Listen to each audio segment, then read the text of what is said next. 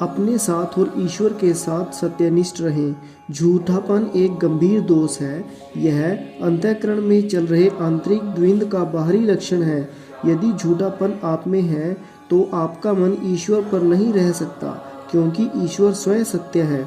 एक सत्य की दिशा में और दूसरा असत्य की दिशा में, दो विरुद्ध दिशाओं में जा रही नाव में दो पांव रखना असंभव है।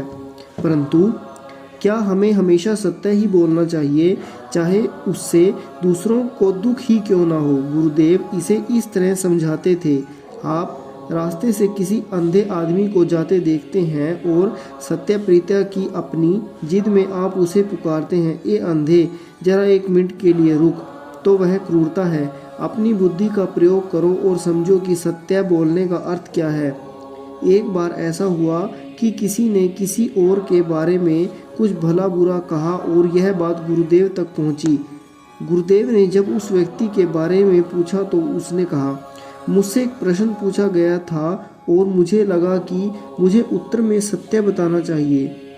अब यहाँ इस व्यक्ति को दूसरे किसी और के बारे में अपना मत बताने का कोई अधिकार नहीं था, क्योंकि वह बात करके अधिकार क्षेत्र में नहीं जाती थी और सब तथ्यों में से वह परिचित नहीं था। यह उसे समझने के बाद आध्यात्मिक सत्यनिष्ठा के तत्व को उसे समझाने के लिए गुरुदेव ने एक उदाहरण दिया। उन्होंने कहा, कल्पना करो कि एक आदमी हाथ में छुरा लेकर किसी का पीछा कर रहा है। तुम वहाँ खड़े हो, छुरा हाथ में लिए वह चोर तुमसे पूछता है कि भागने वाला वह आदमी किस तरफ गया और तुम बता देते हो वह उस पेड़ में जा छिपा है। तुम सत्यनिष्ठ रहे, लेकिन तुम्हारे इस उत्तर का परिणाम भयंकर होगा। इसलिए इस प्रकार की सत्यनिष्ठा उचित नहीं है। इससे कहीं अधिक अच्छा होगा चुप रह जाना या दूसरी दिशा में उंगली भी दिखा देना, बजाय इसके कि तुम कुछ ऐसा करो जिससे बुराई को बढ़ावा मिले। इस सापेक्ष जगत में हमें बुद्धि से ही काम लेना चाहिए।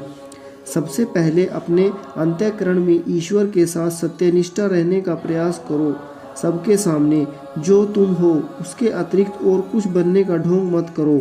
वह तुम्हें पहले से ही अच्छी तरह जानता है।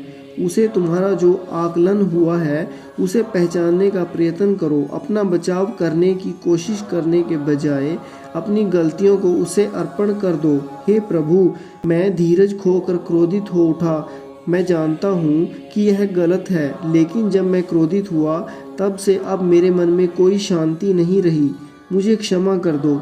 यदि आप सच्चे हृदय से यह करेंगे तो ईश्वर के समक्ष अपना हृदय खोलने से आपको अच्छा लगेगा, जैसे पिता या माता या किसी अन्य प्रियजन के समक्ष हृदय खोलने से अच्छा लगता है।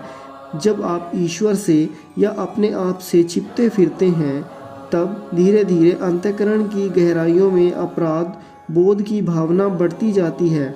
फिर ऐसा समय भी आता है जब आप ईश्वर के सामने जाने से डरते हैं, अपने ही अंदर झांकने से भी डरते हैं, क्योंकि आपको लगता है कि वह क्रूरता और गंदगी से भरी हुई है और आप इसे देखना नहीं चाहते।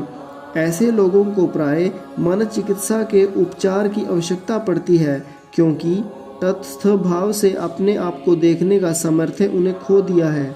ध्यान से ईश्वर के बारे में और उसकी असीम कृपा के बारे में तथा उसके साथ अपने संबंध के बारे में स्वयं ज्ञान प्राप्त होता है।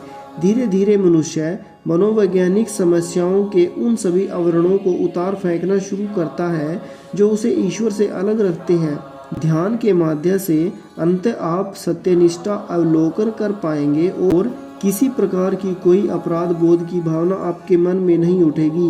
ना ही ईश्वर से किसी प्रकार का कोई डर आपको लगेगा। आप अपने दोषों को एक एक करके आत्मा के गुणों में परिवर्तित कर देंगे।